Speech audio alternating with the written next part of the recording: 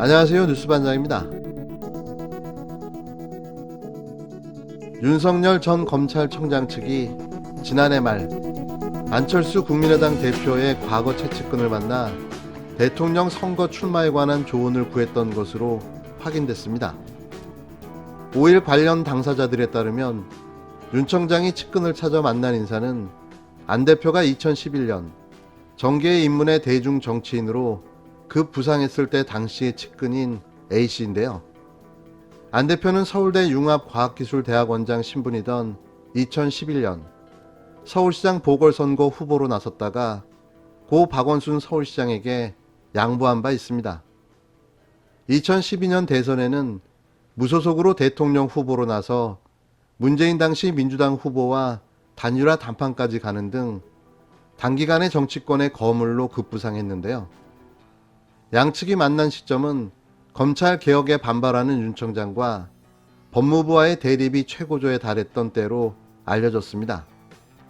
추미애 전 장관은 지난해 11월 언론사 사주와의 부적절한 접촉, 재판부에 대한 불법 사찰, 감찰 및 수사방해, 정치적 중립 훼손 등을 이유로 윤 청장에 대한 직무정지 징계를 청구했는데요. 법무부는 12월 16일 정직 2개월 징계를 의결했고 문재인 대통령은 이를 재가했습니다.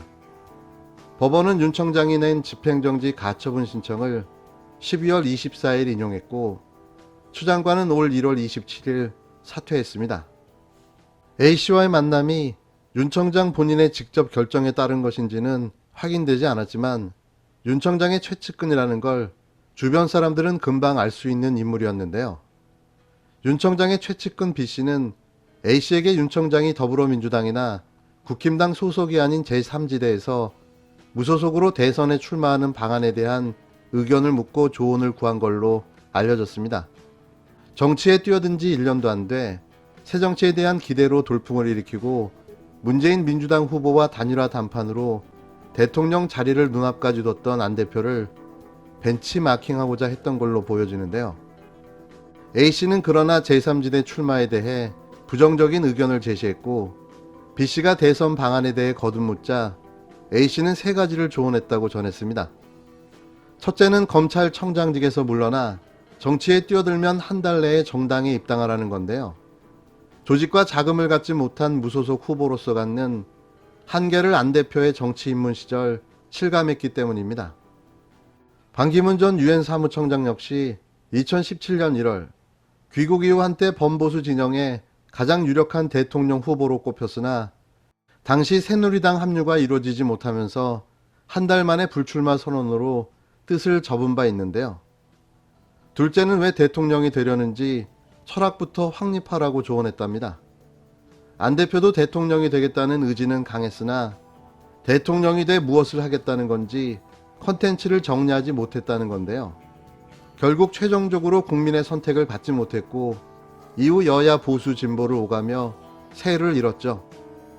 A씨는 윤 청장이 검찰청장으로서는 범보수 진영의 지지를 받을 수 있지만 국가를 경영할 정치 철학과 비전을 제시하는 데는 한계가 있기 때문에 이를 보완해줄 인사들을 곧바로 영입하라고 조언했는데요. 구체적으로 전직 부총리를 지내 경제를 잘 알고 있는 대중적 이미지가 좋은 모 씨를 적임자로 거론하기도 했습니다. 마지막으로 욕을 먹을 각오를 하라고 조언했는데요. 검찰청장 자리에 있는 동안은 야당과 현 정부의 비판적 보수 지지자들의 강력한 지지를 받았고 여권과 진보 진영의 비판도 상대적으로 약했지만 정치권에 뛰어들게 되면 이야기가 달라질 수밖에 없다. 개인과 가족에 대한 신상털이부터 과거 행적들이 일제히 도마 위에 오르게 된다. 심지어 보수 진영 내에서도 박근혜 전 대통령 국정농단 수사에 대한 비판이 없지 않다. 이 같은 공격에 대한 각오와 대응 방안 없이는 대통령 선거에서 완주하기 힘들다는 조언을 했다는 겁니다. A씨는 윤 청장이 실제로 대통령 후보로 출마하고 당선될 수 있을지에 대한 판단은 유보했는데요. 윤 청장이 대중적 흡입력을 가질 수 있는 화두로는 공정을 뽑았습니다. 특히 젊은이들에게 절실하게 와닿는 문제인데다 현 정부에 대한 비판의 화두가 되고 있는 공정을 주된 캐치프레이즈로 내걸만 하다는 건데요. 윤 청장이 대중적 지지를 바탕으로 제1야당인 국힘당에 합류해 당을 대대적으로 변화시키고 인적 쇄신을 이룬다면 성공 가능성도 없지 않다는 판단인 겁니다. 이 경우 당내 기존 보수 세력과 갈등을 겪고 있는 김종인 국힘당 비상대책위원장이 야권 윤 전 청장 당내 입지 확보에 우군이 될 수 있을 전망인데요. 실제로 김 비대위원장은 윤 청장이 사퇴한 직후 윤 청장에 대한 기대와 국힘당 합류 가능성을 공개적으로 표명하고 있습니다. 이미 윤석열은 작년 말부터 마음은 콩밭에 가 있었던 거죠. 이제 모든 궁금증이 해소됩니다. 꿈도 야무집니다. 어디 감히 포도청장이 임금의 자리를 탐할 수 있겠습니까? 안빈 낙도하시기 바랍니다. 국민 여러분께 죄송합니다. 국가적으로 중요한 시점에 나라가 잘못 가는 것을 막지 못했습니다. 우리 당이 국민께 믿음을 드리지 못했기 때문입니다. 모두 대표인 제 불찰이고 제 불민입니다. 모든 책임은 제가 짊어지고 가겠습니다. 제1보수 야당을 말아먹은 지 불과 1년도 안 돼 그가 다시 복귀를 선언하고 나섰습니다. 꼴뚜기가 뛰니 망둥어가 뛰고 윤짜장이 뛰니 황교안이 뛰기 시작했는데요. 정치, 검찰 둘이 대한민국 정치판에 물을 흐리고 있습니다. 가뜩이나 수질도 좋지 않은 정치판을 이들이 뛰어들겠다며 흙탕물을 예고했습니다. 특히 황교안 전 국힘당 대표는 아직도 정신을 못 차리고 정치의 미련을 못 버리고 있는데요. 후배 검사인 윤석열의 정치 선언에 자극을 받은 것으로 보여집니다. 하지만 이게 말이 됩니까? 다 말아먹은 지 1년도 채 안 돼 아무도 찾지 않는데 자기 혼자 자가 발전을 하며 정치판 복귀를 탐색하기 시작했는데요. 그의 발언은 사실상 복귀 선언으로 봐야 할 것입니다. 황교안 국힘당 대표가 보수 진영의 핵심 지지 기반인 대구 경북 일명 TK 지역을 찾아 정치활동 재개의 뜻을 밝혔습니다.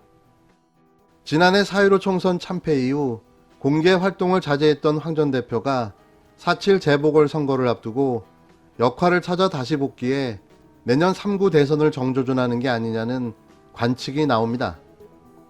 황 전 대표는 자신의 SNS를 통해 국민 공복의 굴종, 국민의 경제적 궁핍, 젊은이들의 미래 포기를 강요하며 대한민국을 좀먹는 무리들의 도적을 잡아 국권을 주인에게 돌려줘야 할 공권력마저 공중분해시키려 하고 있다며 이제 더 이상 방치해서는 안 된다고 주장했는데요. 뭔 핑계라도 잡아야 정치 복귀를 하니 횡설수설, 이게 대체 무슨 말인지 이해가 안 갑니다. 도적은 누구고 공중분해는 또 뭔가요? 그는 이어 겨울이 어김없이 물러나고 매화향이 그윽한 봄이 다시 찾아왔다. 코로나 사태나 문재인 정권의 폭주도 다르지 않을 것이라며 3.1운동 정신을 받들어 그로부터 국민주권을 회복해야 할 때라고 강조했습니다. 빛 좋은 개살구죠. 느닷없는 정치 복귀에 무척 당황스러운데요. 그가 다시 복귀한다면 저희는 대환영입니다. 대한민국 제1야당을 정치 똥손으로 폭망하게 한 그가 아닙니까? 이렇게 돌아와만 주신다면 땡큐죠. 황 대표는 정계의 복귀에 자신이 활동할 만한 공간과 역할을 찾겠다는 뜻을 시사했는데요. 중요한 건 누가 그를 받아주냐는 거죠. 김종인이 받아줄까요? 주호영이 받아줄까요?